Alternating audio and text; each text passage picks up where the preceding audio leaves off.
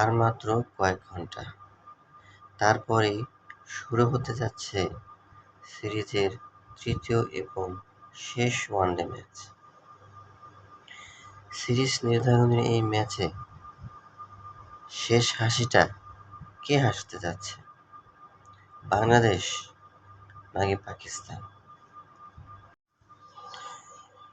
3 match one day সিরিজের প্রথম ম্যাচটিতে খুবই দাপটের সাথে বাংলাদেশ হারিয়ে দেয় পাকিস্তানকে। ধরে নেওয়া হয় 3 ম্যাচ ওয়ানডে সিরিজের 3-0 ব্যবধানে বাংলাদেশ পাকিস্তানকে হয়তোবা সিরিজ হারাতে পারে, অর্থাৎ হয়টস করতে পারে। তবে সমস্ত চিন্তাধারা পাল্টে যায় তখনই, যখন সিরিজের দ্বিতীয় ওয়ানডে ম্যাচে পাকিস্তান 128 রানের ব্যবধানে হারিয়ে দেয় বাংলাদেশকে। অর্থাৎ দুর্দান্ত কামব্যাকে সিরিজের 1-1 সমতায় ফিরিয়ে আনে পাকিস্তান।